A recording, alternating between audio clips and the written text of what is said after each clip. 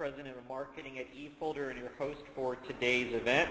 Welcome to the eFolder Partner Chat. This webinar series brings together leading eFolder partners for business-oriented discussions. Today's topic is the next generation partner. Today we are joined by Arlin Sorensen, CEO and founder of HTG Peer Groups. In just a moment, I will further introduce Arlin. Before we go through the agenda, let's cover a few housekeeping items. Today's session is being recorded. The recorded version of the webinar will be made available on eFolder's YouTube channel. We will also make copies of the slides available to those who registered for the event. With over 220 people registered for today's session, we have put all participants in listen-only mode. You can enjoy the audio portion of today's event by either streaming it on your computer or by dialing in over the phone. Questions are strongly encouraged throughout. We have planned a special Q&A section at the end of today's discussion, but you may submit them as we go along, and we will try to address your questions on the fly. Today's presentation follows a logical flow. We will begin with what transitions are taking place in the IT marketplace, including technological and generational transitions. Then we will cover the market shifts that you must address as a business owner and conclude with where we are headed. We will end with a brief overview of HTG and a Q&A segment. Now let me introduce Arlin. Arlin Sorensen is CEO and founder of HTG Peer Groups. Arlin has been involved in the IT world for over 27 years as the founder of Sorensen's Computer Connection in 1985, then through various mergers and acquisitions to become the partner and CEO of Heartland Technology Solutions in 2003. He successfully completed 7 mergers and acquisitions during that time and served clients from 7 offices across 5 Midwestern states. Today, Arlin heads HTG Peer Groups, which provides consulting to small businesses and vendors, focusing on consulting, coaching, and content targeted at helping create effective leaders and moving people to achieve their personal potential. Arlin, thanks for joining us and welcome. Thank you, Ted. It's great to be with you today. Okay, let's see. I'm going to give you keyboard and mouse control. So why don't you confirm for me that you can advance the slides? Okay. All right. Well, thank you for that warm introduction, and welcome to everybody on the webinar today. We do want to talk about the next generation partner and some of the transitions that are happening at a pretty rapid rate in our industry, and just talk about things that we need to be making transitions around, preparing to adapt to as we work to serve clients in this industry. One of the key areas that everybody is aware of is the reality that consumers are driving where technology goes today. In the past, IT departments and other folks that were very educated in IT were in control. But with the advent of the iPad and smartphone technology, consumers more and more are actually driving the technology that comes into the business, and eventually businesses are catching up. It creates some real challenges. But if we take a look at this first transition, it is the reality that the marketplace is changing rapidly, and that where the control lies is being moved within most companies today. Let's just take a look at a couple of different areas where we've seen transition. The mobile telephone. Quite honestly, I started out in this industry way before bag phones were even invented, but bag phone was one of the things that I had early on. I moved to the brick phone, which is something that could be used as a lethal weapon, the size and weight that it had. Of course, we all then had flip phones, and today we have the smartphone. Significant change in that technology and in its implementation and penetration in the business community. That's driving a lot of different behaviors and a lot of things that have to happen. If we talk about the personal computer, we have a lot of the same kinds of things. The first computer took a room to hold it. We moved quickly to the desktop and laptops. notebooks, and of course today to the tablet. The transition of technology has been very, very quick. You know, we were seeing things happen on basically a 10-year life cycle, but we're seeing that shortened significantly, and you know, the current buzz is all about wearable things and the everywhere internet kind of capacity. So the speed of technology change is increasing faster than we've experienced in the past, and that's going to drive changes in how we have to serve clients. This chart shows the difference in the release of the desktop, which is the green line, the notebook, which is the blue line, and then the orange line on the right is the implementation speed of the tablet. You want to talk about really a hockey stick kind of implementation. Tablets have had that, and they are really causing disruption in the marketplace because they're difficult to control and secure. So technology continues to change, a lot of it being driven by the consumer side of the marketplace. When we talk about data protection, Ted, we've seen the same kind of thing. I'm sure you're old enough to remember that tape was once the way that we backed up everything for a client. Then we moved to swappable hard drive technology. We've now moved to, you know, doing things across the wire and up to the cloud.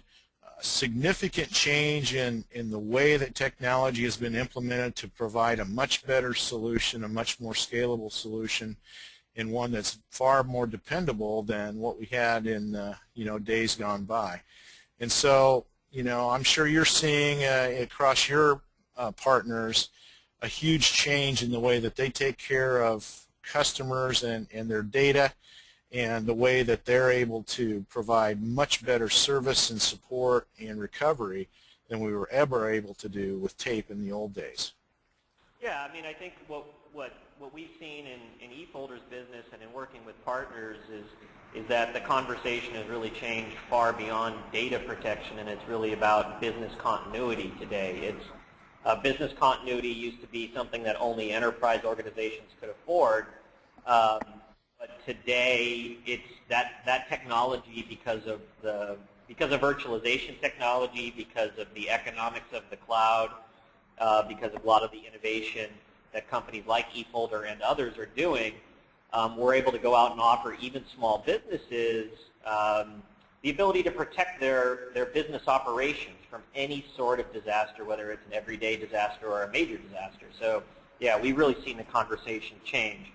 And I do want to remind everybody who's on the webinar that if you have questions for Arlin as we go along, please do submit them, and we'll try to tackle them.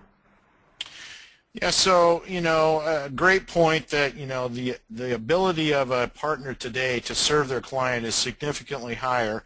Even though all this technology change drives some challenges, it provides a significant amount of opportunity. So, you know, that first reality is that consumers are driving a lot of what's happening in business today in terms of technology.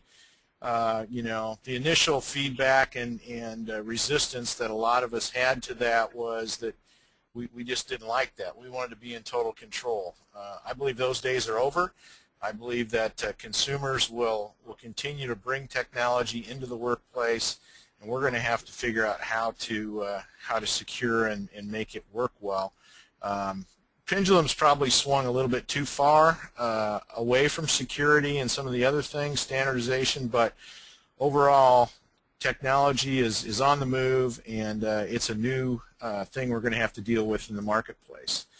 The second reality that I find is got to be dealt with is that younger people are becoming the business leaders of the future, and so we're seeing a change in the workforce. We're seeing a change as those folks become managers, and then will become owners. It's a significant change, and so the second transition that I want to address today is this whole workplace transition. It's related heavily to the generation that are called millennials. They have some unique things about them. But the change cycle that's going to come with them is the key. You know, the change in the customer or consumer is driving a change in technology. But as the workforce changes, the managers are going to change. That will stream up to the ownership changes and ultimately drive a complete change in the marketplace. So this workforce change that is occurring around us is a very important thing. And it changes how work is happening. Today, work happens everywhere. A lot of people are working from places that 10 years ago we would have not really dreamt were possible. But with the change in technology and the attitude and mindset, people believe they can work anywhere. You know, a third of the workforce is outside of the office regularly today. So that changes a lot of dynamics in and of itself. 75% of those people are choosing their own mobile devices to use at work, and 3 out of 4 have got better technology at home than they've got in the office, and they prefer to work from home. Those are all trends that have happened in the recent years and that we've got to address. But it's based upon the fact that there's just a lot of mobility going on in the marketplace. We're working remotely with customers today, we're working with coworkers remotely, and we're working with our suppliers remotely. A big percentage of our day is spent working with people remotely. And that changes the dynamic for how work happens and the way that we have to deal with the next generation. And those folks are going to be coming at us from all types of places. We've got a new puzzle that we've got to put together and put in place, and it's important for us to begin to think about it. A few statistics just to help kind of set the stage for this. 10,000 people turn 65 today in the United States.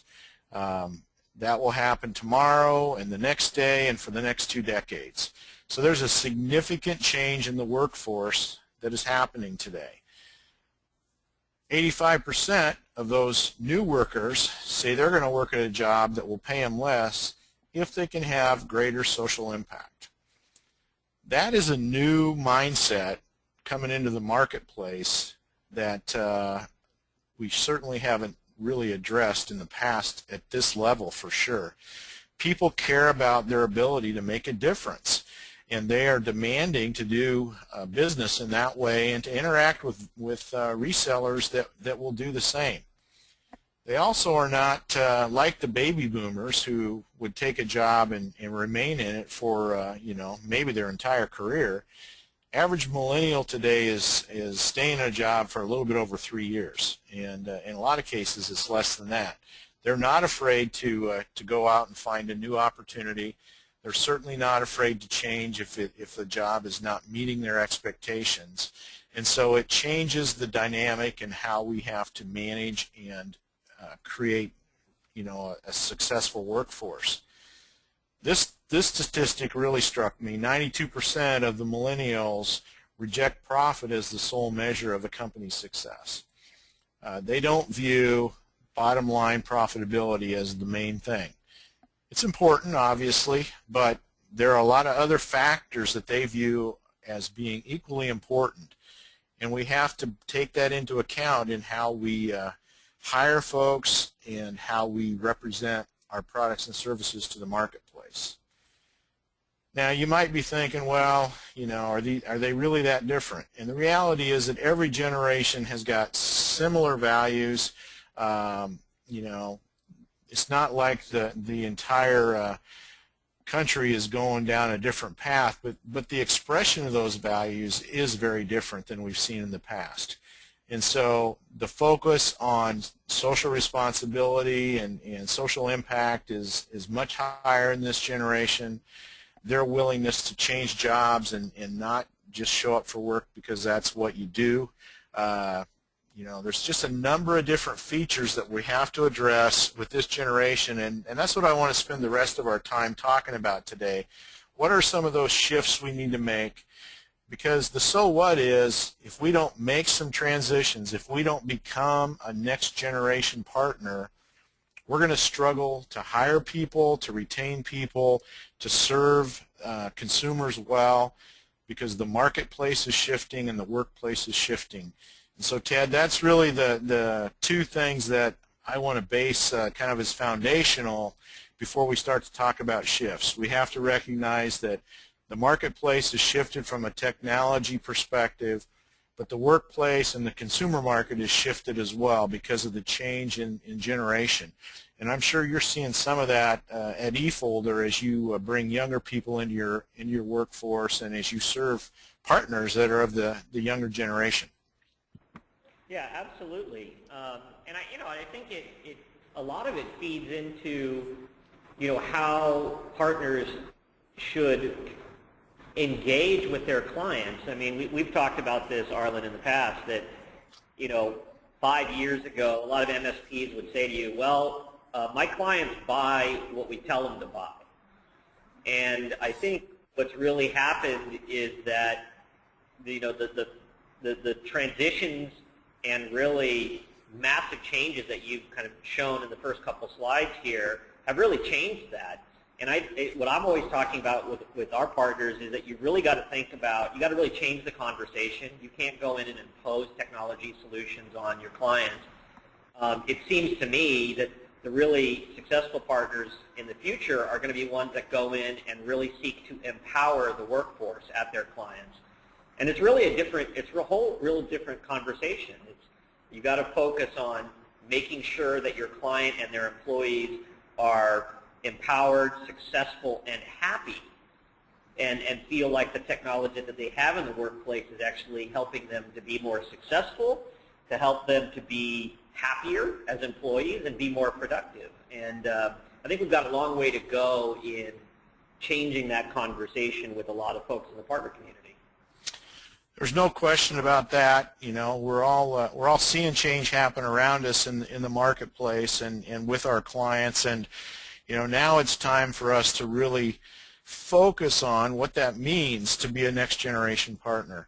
We have to make some shifts. We have to change how we do things if we're going to be successful and continue to be relevant in the marketplace. And so what I'd like to do is walk through some areas that I believe shifts are required. And this varies based on the marketplace, the clients that you serve today. Certainly, I'm not suggesting that you stop doing what you were doing this morning and do something totally different this afternoon.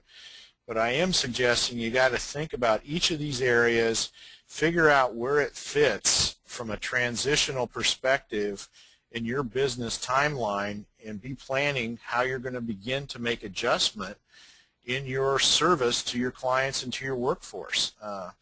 It's going to change, and it is changing, and hopefully you're noticing that, but I wanted today kind of challenge you to think around a number of different areas and figure out what you're going to do to really stay relevant there. The first area that we really have to come to grips with is that the customer or consumer has shifted, and they've shifted in the way that they make purchases and acquire products and services. Some years ago, for the recent past, our approach has been that we have Salesforce that goes out and interacts with prospects. We provide them information, we educate them, we'll come back and deliver a quote based on what we believe the solution should be, and we'll engage them and try to walk them to a close. Things have changed in the way that especially younger people are making product acquisition or service acquisition today. And the shift we have to be willing to make, and is a pretty big one, is we have to shift from finding those clients to being found by those clients. I just saw some new research today from Forrester that shows that at least 60% and up to 90% in some industries of customers are now doing the research on their own before they ever engage with a company from a sales perspective. And we've seen that in our market here, even though we're in rural Iowa. People are doing their own research. They talk to their friends. They read the reviews. They gather their own information, create their own solution basically of what they think they need. And then they may call and try to get information about a price. That's a very different model than what we've had in the past, where we were the ones that were out there chasing and finding those opportunities. We have to be able to be found easily, and when they find us, we have to have ways that we can engage with them effectively. A lot of people today don't want to buy things via the phone. They don't want to talk to salespeople via the phone. More and more, we're seeing people that want to do things by text or through social media interaction. It has changed dramatically, and the speed of that transition is going faster and faster. So first shift that I want you to think about is how are you going to go from finding those clients to being found by the new clients of the next generation. A second area that we've kind of talked about is the shift in technology, but really the shift in value expectation.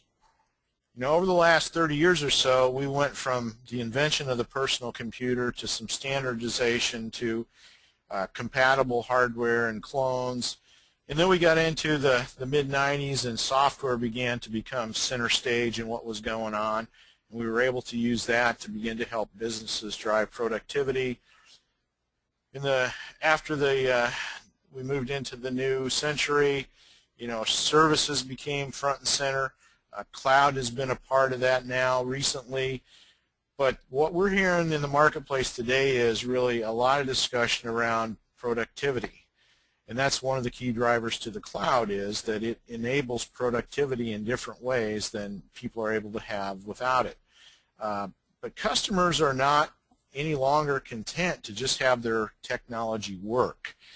For a lot of years, that's sort of been the service delivery story. We'll help make sure that your technology continues to work and that you're able to use it, when in fact what they really want it to do is provide some value and some productivity to their workforce. So that's becoming the shift that's required in value, and that's going to require us to really work around this whole concept of standards, which has been an IT staple for a long time, to realize that bring your own device and more recently bring your own application even is the new way that work's going to be done. That bodes poorly for security and control, and is not the kind of discussion that IT folks like to have, but it's the reality in the marketplace. Productivity is becoming the key driver, and that is causing leaders and CEOs to tell their IT folks that we will make this particular device work, or we will use this particular application because it drives productivity. So that's a second shift that we have to begin to address. How are we going to deal with the value expectation that people have for the dollars they put into technology? A third area that we have to think about is this ownership shift. There's going to be a different set of people that are going to be owning and leading these companies, and they think outside the box. They think very differently about what's going on. And it's going to require us as owners that are competing with some of these younger owners to also think differently about how we lead our organizations. The shift that is definitely happening in the marketplace is this whole concept of social impact. And while I think it's probably being overblown a bit, the willingness to give up profit in order to make a difference seems to be the trend that a lot of up-and-coming companies are taking. We all know that without profit it's pretty difficult to run a sustainable business. So it really is going to come down to some balance, but probably telling the story much more effectively. There aren't a lot of companies that live in a vacuum where they're not making any kind of social impact, but we haven't typically talked about it. We haven't highlighted that. It hasn't been a key thing internally in our organizations, and certainly not externally. And we're going to have to make some adjustment there. We're going to have to tell our story. We're going to have to be strategic and intentional about how we interact in the marketplace, how we impact our local community or larger things around the world. But social impact is a huge driver for the next generation of folks that are coming into the marketplace, and they want to work for a company that's having an impact and allows them to make a difference. And related to that we have to realize that as leaders, that starts with being very clear about our mission and our vision and our values. Now, a lot of us for years have had these things, maybe even put up on the wall. You know, we might have created them 20 years ago when we were putting our company together, maybe have reviewed them, maybe updated them a little bit, but they haven't really been front and center in the way that we've communicated or managed our team and communicated with our clients. Those days are going to have to change.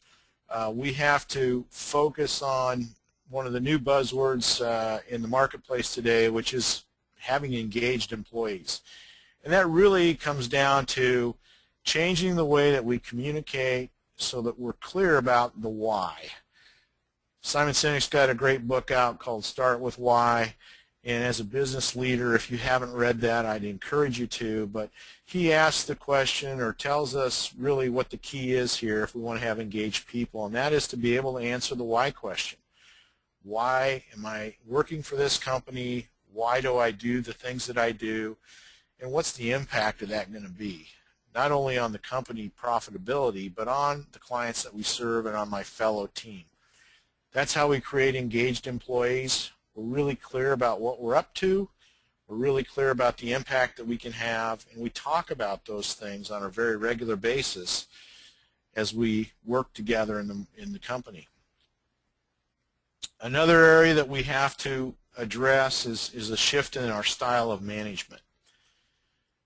If you've been running a company for a while, you've probably had some time or periods in your company's life where maybe you didn't provide a ton of great feedback to your team. Annual reviews might have slipped here and there. Annual reviews for the new generation aren't even close to what they're looking for. They want feedback on a much more regular basis. They're looking to understand on a monthly or even weekly, or in a lot of cases they'd love it daily. Feedback on how they're doing, are they meeting expectations, and those kind of things. In my consulting role, I've been into IT companies that have been around the channel for a number of years, and often when I talk to employees, they can't remember the last time they had a review. Their answer to me when I ask them, how do you know if you're doing a good job in your work, is, well, I got a paycheck last period, so I assume, you know, if I'm missing the mark that'll stop. You know, we've been pretty lax in a lot of companies about how we have managed our people. That's going to have to change with the next generation of partner or employee. They are very much concerned about how they perform, and we're going to have to take the time and make the time to deliver that message on a regular basis. Another shift that's coming our way is around teamwork, because the new generation of worker believes that collaboration is everything. It is how they do things. They don't work by themselves in a cubicle where they're isolated from the rest of their coworkers. That's just not how they think. They've grown up in a world where everything's connected, and so we have to move from planning alone and executing alone to working together with a team. Planning happens around a table together. We don't have a CEO that goes off and has a retreat with himself and comes back and delivers the vision for the future. It happens together, and we have to create that environment where we bring people in, we allow them the opportunity to collaborate, to talk together, to think, and to provide input and value into the future of the business. So it changes how we work with our teams and how we lead teams. It truly has to become a much more team-oriented environment if we want to meet the expectations of the coming workforce. I found this data to be extremely interesting. The number of times that people with phones reach into their pocket every day, and it's over 150 times a day. And they interact with that phone in a lot of different ways. But the reality is that connectedness is the way people live today. And that connectedness occurs in a lot of different ways, but it's a significant part of the way people live their lives today. And we'd be foolish to ignore that when we think about how we're going to provide a workplace that will work. The next area that we have to consider a shift in is about the individuality of people.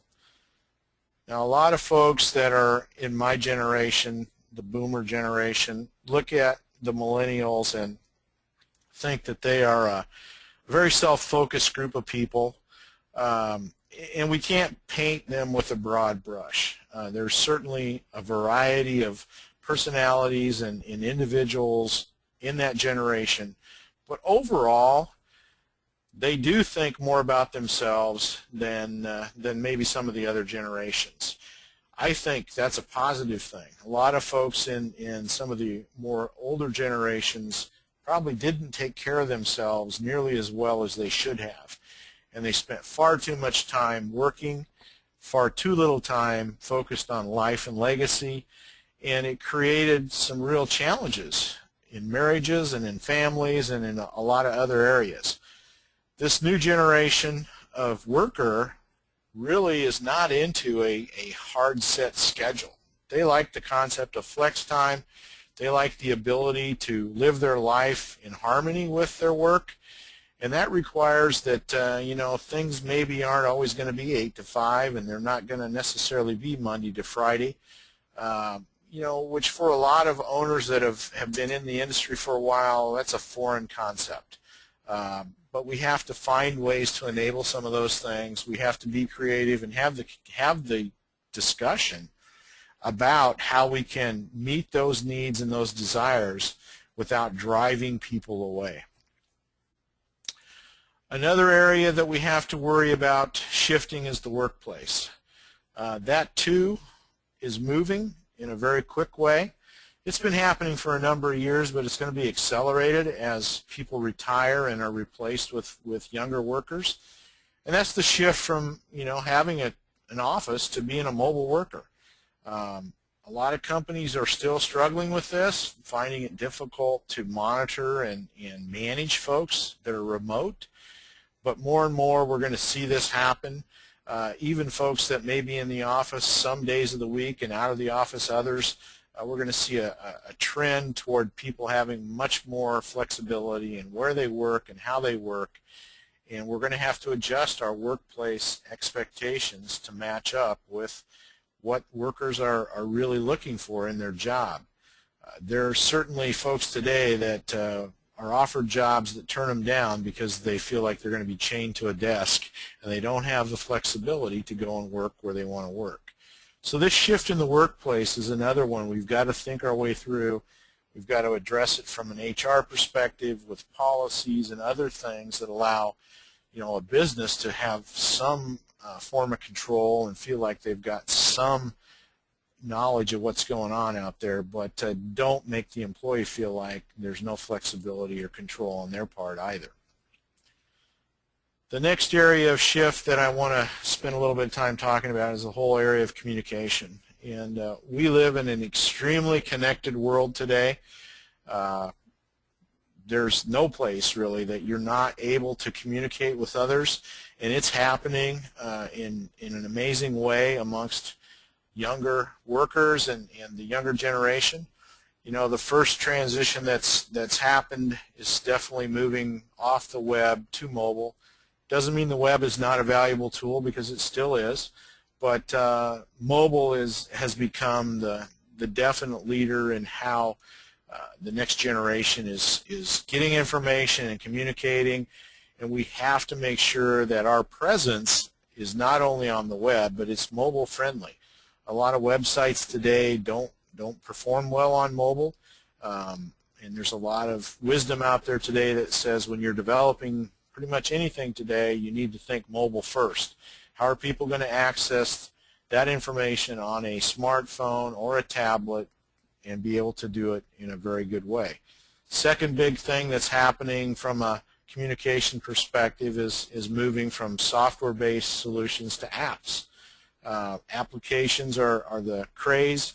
There's lots of them out there, but people are looking to that as an indicator of how effective you are in staying relevant in the world around you today. So Will each of us have apps as a partner of the future? Probably at some point, but we're certainly going to be embracing apps as we do our work for our clients, and we're going to find ways to leverage apps to perform our services in a more effective way. When we think about the change that's happened around communication, here are two pictures, same basic spot, same kind of event. These happened over in Italy when the Pope was inaugurated, first in 2005, up on the top. And you see one little flip phone camera down in the lower right corner of the screen. Second picture at the bottom happened last year when the Pope was inaugurated, and virtually everybody has got some kind of smartphone or device up there, even if it's a big pad or tablet, taking pictures. And that's 8 years, and the transition for people having those devices and using them as a communication tool has just gone through the roof. It is a way of life now, and we have to address that as a shift that's taken place not only in the workforce but with our customers as well. How are we going to communicate effectively with them? Part of that is the shift towards social. Social media is not a fad, it's not a trend, it is reality, and it is alive and well, and really needs to be a part of our strategy for how we're going to reach out and engage people. The truth of the matter is that we have to be willing to make transitions in how we relate. A lot of people are still struggling to understand why they would invest any time or effort into social media at all. But, today things are already transitioning. Facebook is still a very popular social media medium, but it is losing ground to things like Instagram. Younger people have migrated off Facebook toward Instagram. You've got Snapchat and other types of tools that are out there that are taking transition from Facebook. There's just a number of transitions that are going to continue to happen as new platforms come to the marketplace. And we need to make sure that we are shifting how we attempt to interact and inform and educate people to platforms as they change. Text is changing to video. YouTube is now the #2 search engine in the world. And there is, megabytes and terabytes of video that are being put up on a daily basis to different platforms. We have to learn to use video effectively to not only reach our clients, but to also be found by prospects. Video is going to be one of those key ways that we move from finding to being found. And we have to get good at how we create it, how we post it, what works, and all those kind of things, so we can use that tool to help us remain relevant going through the next 10 years. If I was running with the bulls, I wouldn't be worrying about taking a selfie myself. But this is how a millennial runs with the bulls. It's about using the technology, getting a picture, making it part of his daily activity. And so the world has changed, and social is definitely a key driver that we've got to be aware of and making transition toward. There's a shift happening with how people acquire products and services as well. And the move has been on to go from brick and mortar to online. That's going to continue to happen. It's happening more and more with apps today, and the ability to do that quickly and simply with an app rather than to go through a web store. But the transition of how people buy product and services is significant. Has it changed with how we would deliver managed services, for example? Well, for a lot of us, maybe not yet, but it is happening. We're hearing more and more from people that are driving leads through Google AdWords, for example, or other kinds of online interaction rather than sending salespeople to the field. And part of the Forrester research I saw today was that today the speed of building inside sales teams compared to external sales teams, almost 2 to 1. Because people are placing folks inside doing chat off websites and apps with customers as they find them and engaging them directly there so they can start the interaction much earlier in the process. And so the way folks buy product and acquire things is significantly changing, and we've got to be willing to make some of those changes if we're going to stay relevant in the marketplace. Relationships are also shifting. There's a big shift that's going on in the marketplace between face-to-face moving to virtual. I'm sure you've all been in situations where you've been at restaurants or other places, and there are a handful of people are together. They're all on their smartphones. Nobody's talking to anybody. You know, and that may happen in your home where your kids are sitting on the couch and you're sitting, you know, in your easy chair, and everybody's looking at their smartphone. Nobody's talking to anybody. Certainly nothing wrong with face-to-face interaction. It's something we want to definitely work toward growing and making more a part of what happens. But the shift is to go to virtual. The shift is for people to communicate via devices, and we need to be a part of that. We need to interact with people that way. You know, I've had a lot of people say, "Wow, some of this stuff is really not something we're going to use in business," and I kind of felt that way about text, to be honest. And we work with folks in the agricultural sector, and one of the trends that we're seeing in that sector is that farmers, young farmers in their 20s, are purchasing major pieces of equipment, you know, in the hundreds of thousands of dollars in value with text messaging. And talk about a challenge for a implement dealer selling a $250,000 combine to a 20-something-year-old with a text message. Some of these sales folks have shared that, you know, when they ask for confirmation in a different way, they're told by the 20-something that this is how they do things, and if they were going to require them to drive to town and sign a piece of paper or, you know, do anything else to place that order, they're going to find somebody else to get it from. So there's some very big changes going on. People, you know, certainly some people don't want to talk to somebody face-to-face. They want to interact using the tools that they use every day, and we've got to be willing to make that adjustment. And so there's just a whole lot of shifts that are going on in the world around us today. Some have been happening and they're accelerating. Some are fairly new. But the reality is, if we want to be a next-generation partner, we have to be willing to make some shifts, and we have to start doing it today. I'm not at all advocating that you stop whatever you were doing successfully and make a shift to serve the millennial marketplace and hire millennial-type workers. I am advocating that you need to start to plan about how you're going to work through this transition, because it is going to happen. And at 10,000 retirees a day that are being replaced by 10,000 millennials, in all likelihood, we have to begin to get ready for a big, big change in what's going to happen in the world around us. So the question is, are you ready? Do you have a plan in place for each of these key areas as to how you're going to adapt and really serve people well? There's some questions that I think we need to think about when we talk about generational change, and I want to look at 5 different levels of response that you may be making. You know, a level 5 would be that the generation of people in the top boxes on the org chart are the only ones that really matter, and everybody else just needs to grow up.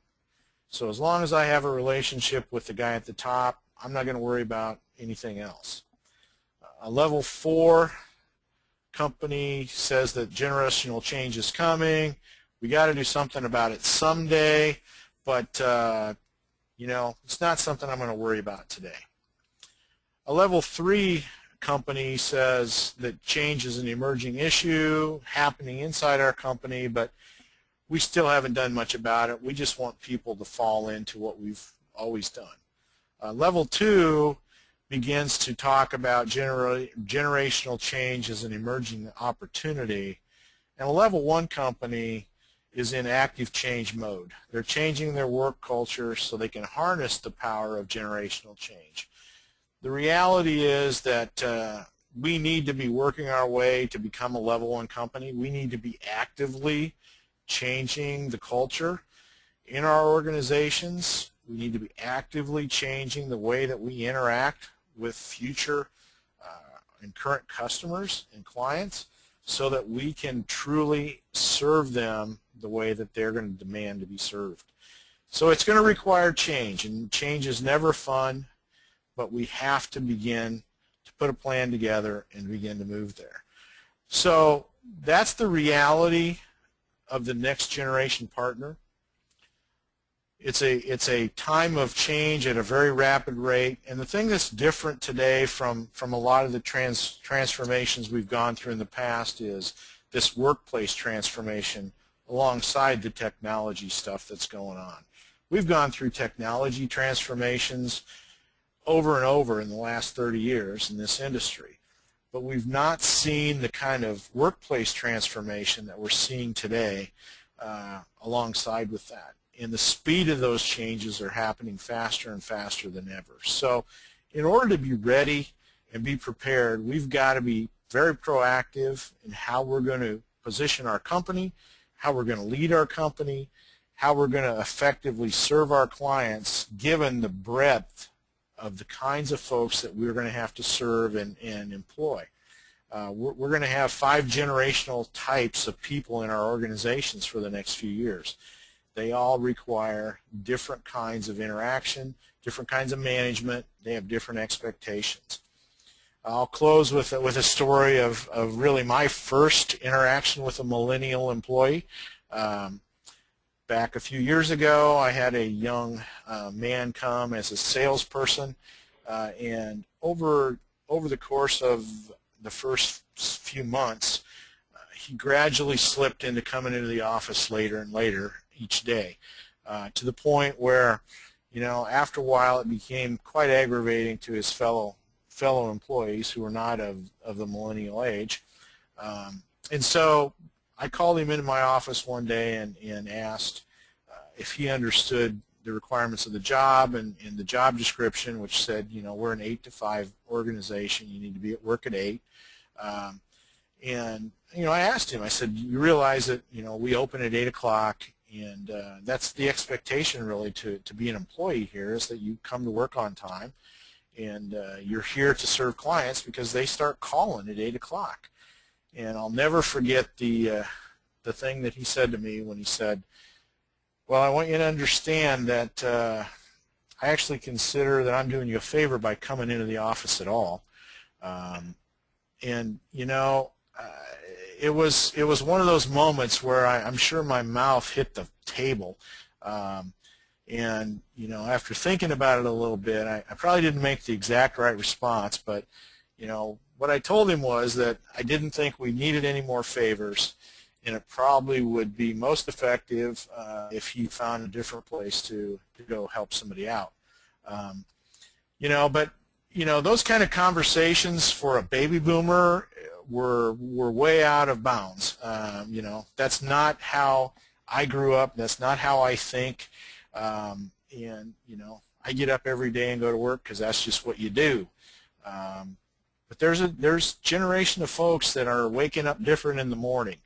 And as leaders and owners and folks that are going to manage, we have to begin to understand, and they're not bad people, they just think different. And we have to address that generation both as employees and as customers, because they're going to be the future generations that we're going to be serving. So, Ted, with that, I've got a couple of closing slides about HTG and things, but let's stop and talk about any questions that people may have asked. Okay, well, great. Yeah, so everybody, please go ahead and type questions into the Q&A log, and then I will field those to Arlin as they come in. There have been a couple questions about a recording of today's presentation and the slides themselves. For the folks who attended, we will be sending out copies of the slides, number one, and we will be posting a recording of this session on eFolder's YouTube channel. So I guess, Arlin, I've got one question. I mean, I guess, talk to me a little bit about, the consequences of not changing. I mean, I think you've shared a lot of ideas about pretty tectonic shifts that are going on in terms of how MSPs and VARs and solution providers need to run their businesses and how the buyer and the workforce is changing. What are the consequences if somebody doesn't change? Well, I mean, we've seen this in the past with shifts that were much less than the current one, and it's extinction. People have gone out of business with every major business shift that we've seen in the technology industry. There were a number of folks that were selling hardware at 40 points margin in the 80s, and when the shift went from those kind of margins to 10 points and you have to deliver services with it, there were a number of companies that are no longer in business as a result. So we have to make shifts if we want to stay relevant in the marketplace and if we want to stay in business. It's just part of the change that's going to happen. Same thing happened with managed services. Folks that didn't make that shift, there were a lot of companies that weren't able to stay in business. So these are the kinds of shifts that I believe are going to be critical for a company to even stay relevant in the marketplace in the years to come. Yeah, and I guess I wanted to kind of give some practical tips. A couple things that you mentioned really resonated with me. eFolder, we met with our partner council 2 weeks ago, and the number one biggest challenge that eFolder partners are dealing with today is how to find employees and keep and retain talent. And I think your point about having engaged employees. I mean, this is everybody's biggest challenge: is how to have your workforce engaged, inspired, and loyal to you. And I think there was some really good discussion about in the partner council. And one of the things that to kind of kill two birds with one stone. I mean, the most successful partners on the council in terms of finding talent and retaining talent are really living and breathing inside of LinkedIn. So number one, they've kind of embraced social media, and they really, they're doing things like making sure they're connected to every single one of their clients on LinkedIn, which seems like such an obvious thing to do, but I talked to scores of partners and I find that they have not done that yet. But the other interesting thing that some of the successful partners are doing is they are promoting instead of, a lot of partners today are using LinkedIn only when they need to go hire somebody. And that's really the wrong way to engage on LinkedIn and many other social media platforms. The more successful partners are promoting their company and their brand to the larger community that they're in, because the best employees are more passive and not really looking at any one time. And so what they're doing successfully on LinkedIn is to really promote their organization and what they stand for and how they help clients, and they're more building the brand of the company than hunting down individual employees. And what they find is that by doing so, they are drawing in more quality talent to their organization over time. So I just felt like that kind of advice and that success model was hitting on a couple different things that you mentioned. Absolutely, and I think the message there is that people are being proactive, and the other part of the employee discussion about proactivity to me is that we need to be measuring employee engagement. For a lot of years we didn't worry much about that, but today I think it's really important that we're using some of the great tools that are out there today for us to really measure whether an employee is engaged with the organization or not. And we use a product called the Judgment Index, which does that for us, but it tells us which of our employees are engaged or not engaged, and if they're disengaged, where are the areas where they're struggling to be engaged, so that we can proactively manage them and have discussions and make sure that we're not just blindsided by the reality that somebody's working for us that maybe has fallen through the cracks because nobody's noticed that they're not happy. So Arlin, can you repeat the name of the tool that you measure employee engagement with? We use a tool called Judgment Index, and it's a very powerful tool that does a lot more than just measure employee engagement, but it's a great way for us to have a look at 12 different key areas of an employee. We can use it as a hiring tool or an engagement tool, or just an overall tool on the status of a person and kind of how they're wired.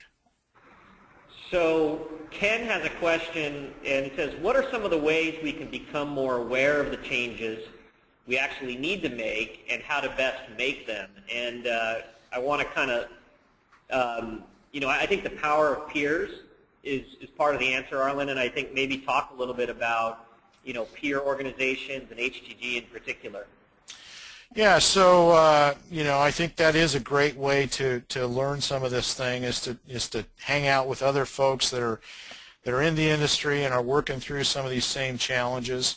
Peer-to-peer interaction is a powerful tool, particularly if you hang out with some of these younger folks in a peer environment where they're sharing how they're approaching certain challenges that you may be having. But HTG is all about spending time with other people that are focused on the same kinds of outcomes of growing an organization and leading well. And so that's what we do, every quarter is put company leaders in a room together for 2 days, and they share with each other, not only their business challenges, but challenges around life and legacy and leadership. And so that can be a powerful way. I mean, the fastest way is to go hire one. If you don't have a millennial on your staff, it won't take you long to learn some things really quick. But listening is really, I think, a key part of this. And it might be sitting down with a set of clients you've got today that have got some younger people that are moving into a leadership role or even an ownership role in an organization. Listening to them and just asking them how you can more effectively serve them and what changes they'd like to see. I don't find them shy about being willing to tell you ways you can change to do better. Yeah, and that kind of reminds me, Arlin, of a conversation we've recently had with a couple of partners who are really successful, and we were talking about the whole QBR technique, right? So the idea of going in and doing either monthly or quarterly technology reviews with your, and I think one mistake a lot of partners make is they spend a ton of time, or almost all the time, with the decision maker in the business. And they don't spend enough time with the actual frontline users of the technology and a lot of the frontline staff inside of a client organization. And again, that's an opportunity missed because that's where the millennials are. That's where the latent pain is going to be. And that's where a lot of the new business opportunities are going to be discovered, is if you're because oftentimes the business owner doesn't know where all the bodies are buried or all the lingering problems that people are having with their technology. And so when you're doing QBRs, if you're doing them, you should be doing them, but expanding who you talk to when you go out there and do a QBR. Yes, great point, Ted. And I think the other part of that is a lot of us that deliver QBRs, we spend far too much time talking and not near enough time listening. We spend a lot of time preparing a document and some graphs and charts and whatever else we might take out there as information. But the value of a QBR is to listen, not to talk. Okay, well, great. Arlin, we just have a couple minutes here, so why don't we finish with a couple additional engagement opportunities for the audience here.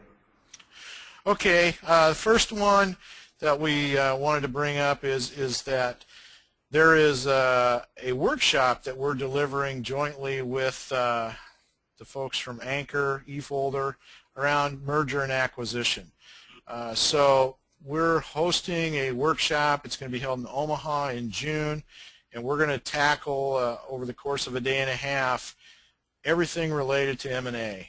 We'll talk about the strategy and looking at it from whether it makes sense or not. We'll talk about people and finances and challenges that happen as you go through the process, and we'll talk about how Anchor can be a key part in bringing companies together effectively. And then we'll actually walk through a deal and go through the life cycle. We'll work on some sample companies, and we'll talk about the kinds of things that need to happen, wrapping up with some war stories. So Ted said we did 7 successful M&As.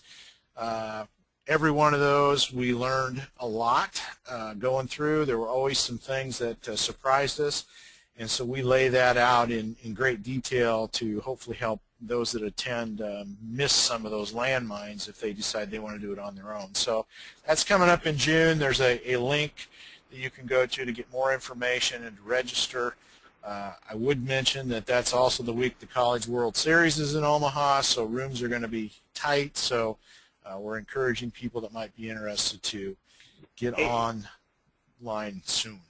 Arlin, and I just wanted to make a comment. I think the M&A workshop is going to be something that's relevant for business owners, whether you're thinking about using mergers and acquisitions as a way to grow, or if you're also thinking kind of long-term or medium-term about the value of your business and how that may be a way to, unlock the value. So I think both of those parts of the, the equation are interesting and will be covered, I think. Absolutely. We'll look at both. We'll look at all sides of the opportunity, and everybody will at some point be involved in a M&A or a transition, and we'll talk through all those kind of things.